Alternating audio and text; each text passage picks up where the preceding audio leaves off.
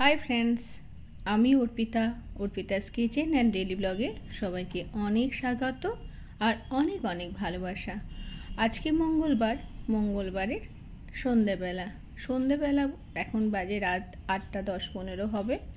চলে এসেছি মাছ বাজারে, কারণ ফ্রিজে একদম মাছ নেই। আর রাত্রেবেলা কি রান্না করব ভাবলাম একটু মাছ নিয়ে আসি বাজার থেকে। আজকের রাতটা আমার কেমন কাটলো সেটাই আপনাদের সাথে আমি শেয়ার করব। দেখতে হলে সম্পূর্ণ ভিডিওটা শুরু থেকে শেষ অবধি দেখতে হবে, আর লাইক কমেন্ট শেয়ার করতে হবে। যারা নতুন দেখবে ভিডিওটা অবশ্যই চ্যানেলটা একবার সাবস্ক্রাইব করবে, কেমন? আর সবাই খুব ভালো আছে আমি জানি, আমিও খুব ভালো আছি। এখন হালকা ঠান্ডা, শুধু খাওয়া দাওয়া, পিকনিক, ঘোরা, তাই না? খুব মজা করার সময় এই শীতের 2 মাস। যাই হোক, আমি চলে এসেছি। প্রথমে কিছুটা চিংড়ি মাছ নিলাম। ঘরে লাউ আছে, এঁচোড় আছে আর মানকচু আছে। এগুলোর জন্য একটু ভালো চিংড়ি মাছ পেয়ে গেলাম, নেওয়া হয়ে গেল। এবার নেব একটা ইলিশ মাছ। এনার কাছে এসেছি পমফ্রেট মাছ নেওয়ার জন্য, তাই ইনি ইলিশ মাছ দেওয়ার জন্য খুব ব্যস্ত হয়ে গেছেন। মানে এনারা কেমন করে বিজনেস করেন মানে জানি না। মাছ কিনবো, মুখ দিয়ে বার করলেই মাছ বার করে সঙ্গে সঙ্গে কাটতে বসে যান। আরে আমরা কাস্টমাররা কতটা স্যাটিসফাইড নেব কি না সেগুলো তো দেখুন। আমাদের কি চয়েস ওসব ওরা দেখে না।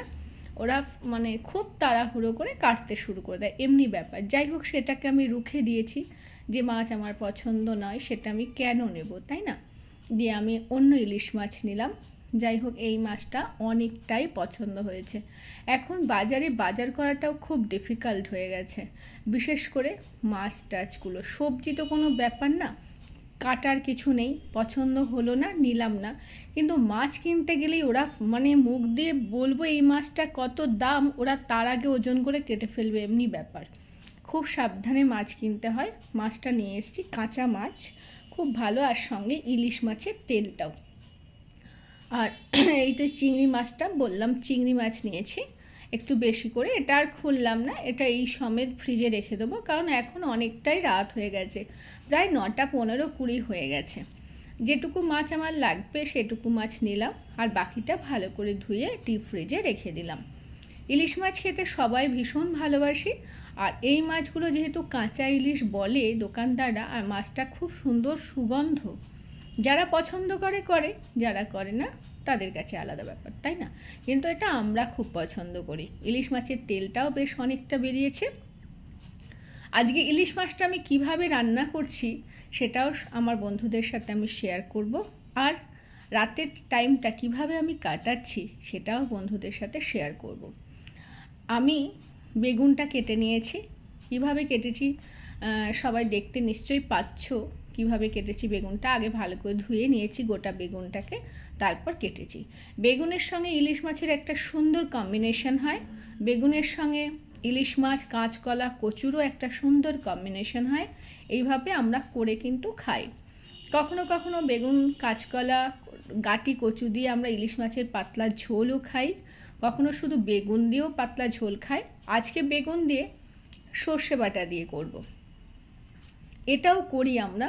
বেগুনটার সাথে থাকলে ভাতটা মেখে খেতে সুবিধা হয়। আর যারা বেগুন পছন্দ করে না তারা এটাকে না দিলেও পারে, তাই না? যাই হোক, কড়াতে তেল দিয়ে দিয়েছি, তেল গরম হয়ে গেল, একটু নুন দিলাম, তারপর মাছগুলো ছেড়ে দিলাম। মাছটা খুব হালকা ভাজবো। কখনো কখনো ইলিশ মাছ না ভেজেও রান্না করা যায়, আমি করি। আবার কখনো কখনো আমি একটু হালকা তেলে মানে উল্টে পাল্টে নিই, যেটা আমরা আর কি বলি, তেলে জাস্ট একটু উল্টে পাল্টে নেওয়ার চেষ্টা করি। হালকাভাবে একটু ভেজে নিলে একটা জল ভাবার মানে ব্যাপার থাকে মাছের মধ্যে, সেটা কিন্তু চলে যায়। আর এদিকে ভাত বসিয়ে দিয়েছি, ভাতটা ফুটে গেছে। এখনই না হলে ফ্যান পড়ে যেত। ঢাকনাটা সরিয়ে দিলাম। খুব ভালো লাগছে। আমি কখনো রাতের ব্লগটা আপনাদের সাথে শেয়ার করা হয়নি, আজকে মনে হলো একটু অন্যরকমভাবে ব্লগিংটা করি। আশা করি বন্ধুদের খুব ভালো লাগবে। হয়ে গেল মাছটা ভাজা। আমি এবার মাছটাকে তুলে নিই। আস্তে আস্তে সব মাছ কটাই ভেজে নেবো এইভাবে।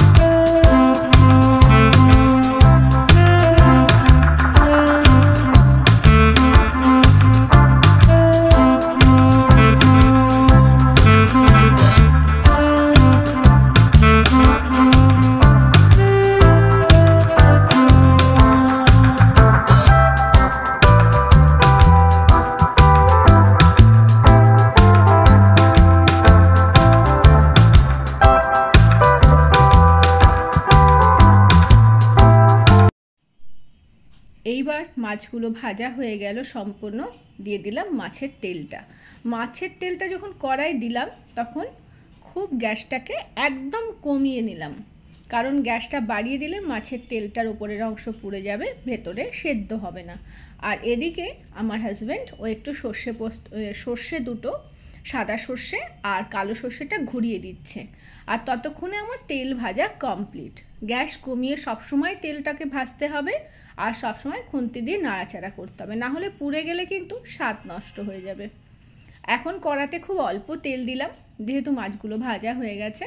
সামান্য তেলে খাওয়াটাই স্বাস্থ্যের পক্ষে উপকার, তাই না? কালো জিরে ফোড়ন দিলাম। এবার বেগুনগুলো দিয়ে নুন হলুদ দিয়ে ভালো করে নেড়ে নেব। ততক্ষণ আপনারা সাথে থাকুন, দেখতে থাকুন।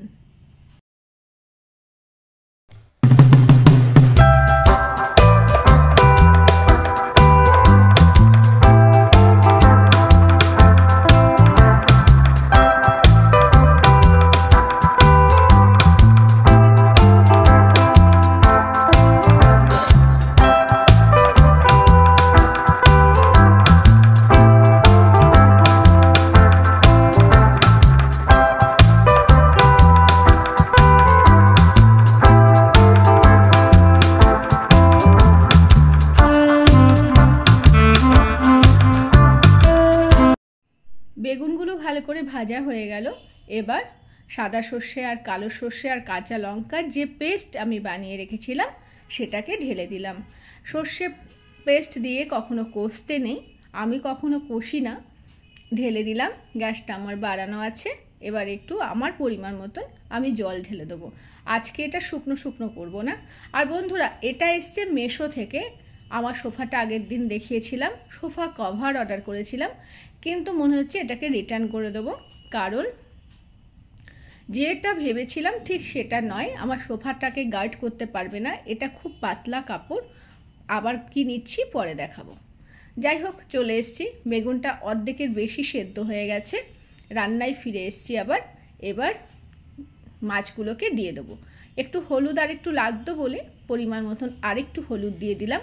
এবার মাছগুলোকে একে একে ছেড়ে দেবো, দিয়ে অন্তত গ্যাসটা কমিয়ে 20 মিনিট হতে দেব।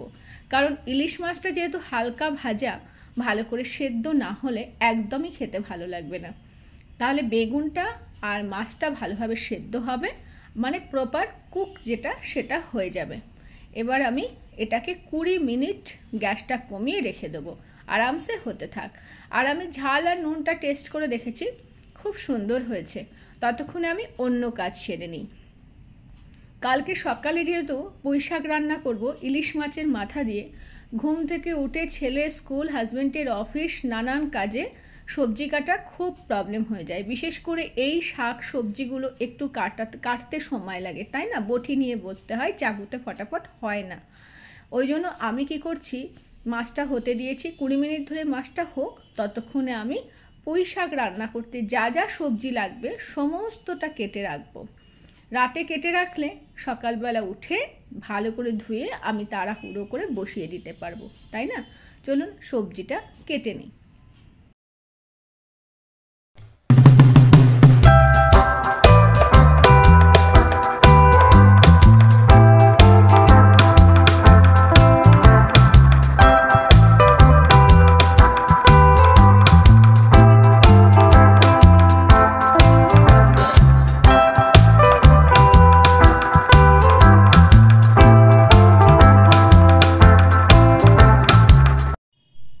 মাছটা আমার সম্পূর্ণ কমপ্লিট। কি সুন্দর দেখতে হয়েছে। মাছ সেদ্ধ হয়ে গেছে, বেগুনও সেদ্ধ হয়ে গেছে, একটু ঝোল ঝোল আছে।